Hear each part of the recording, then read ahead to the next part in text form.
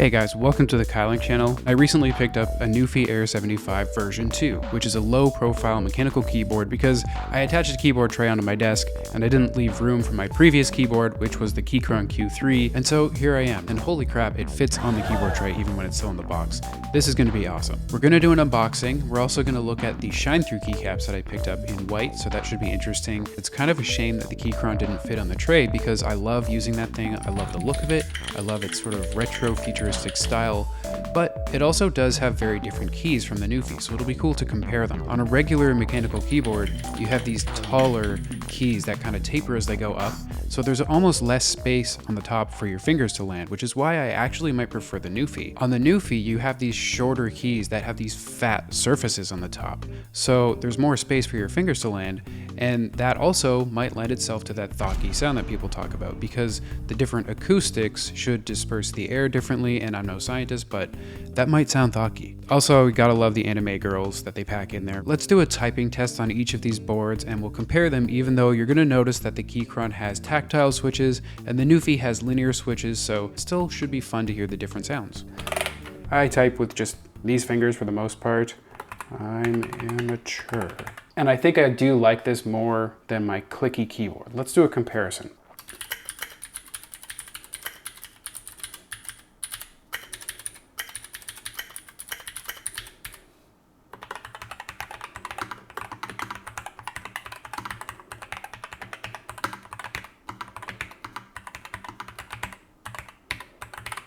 So real quick, I'll go through the rest of what's in the box here. We have some extra keycaps, and I really like this cat one, so I hope that we have a shine through version of that. We have some extra switches, and we have a dongle for Bluetooth connectivity. We also have a cable, and I really like the color theme that they go for, even just for the cable and the keycap and switch puller. The pastel colors mixed with the gray is very nice. I'll open up the shine through keycaps now. Again, love the packaging. Even this like sort of foam cover that they have here, it's not a regular piece of paper. It's like a thicker foam material. Very, very nice feeling to open. Looks like some of the keys got jostled around here, so let me just clean that up really quick.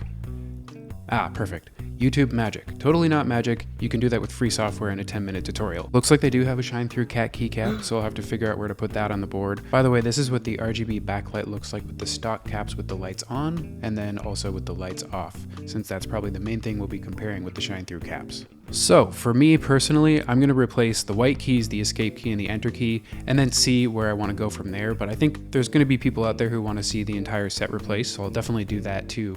And I'll show you guys what the whole set looks like with just the shine through caps. Now, pulling out the caps is pretty easy, but if you've never done this before, then you might be surprised to know how much pressure you have to put in the shine through caps. It was actually to the point where I thought they had just manufactured crooked caps, and I went to Reddit and NuPhy and complained, which was embarrassing.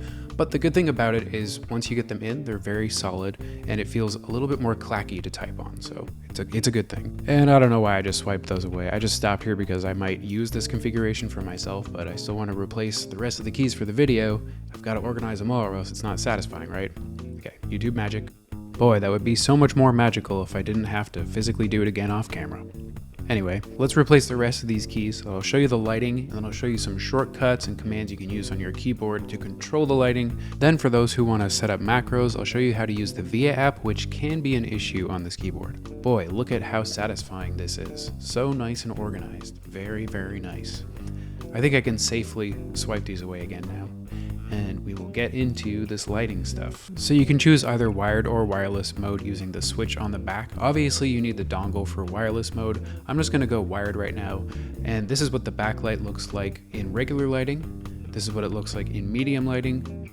And this is what it looks like in a low lighting setting. Now, if you look at the light in the top left, that's going to let you know if you have caps lock on. It'll also give you a bunch of other information, which I'm going to show you on this page here, and I'll leave a link in the description below. This is where you're going to find all of your shortcuts and that kind of thing to control your lighting and other stuff.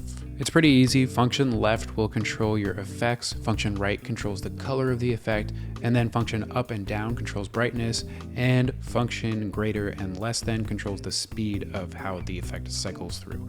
And then all the same stuff applies for the lights on the side, except you're adding M after function. So it's function M, up, down, left, right, greater than, less than, so on. It's all the same. If you want to be able to set macros and have another place to control your lighting from using the Via app, this is where it can get a little bit more complicated, but I put all of the steps that you would need to follow in order in links in the description below.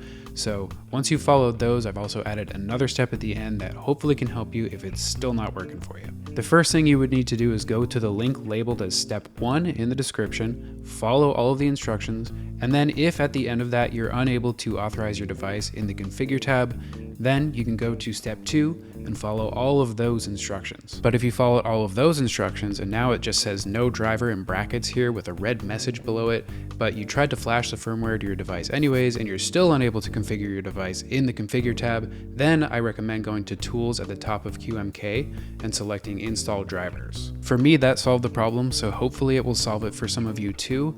But if you run into any other errors and you found a solution or you didn't, leave it in the comments so that other people can either help you or maybe you can help someone else figure out this issue, because it is a real pain. Otherwise, my experience with this keyboard has been excellent. I've been leaving it in wired mode when it's on the top of the desk. When I want to put it on the keyboard tray, I just put it in wireless and it works very, very nicely. Let me know what you guys think of this low profile mechanical keyboard. Maybe you're already a mechanical keyboard enthusiast. Maybe you're looking into them for the first time right now. Either way, I'd be curious to hear from you.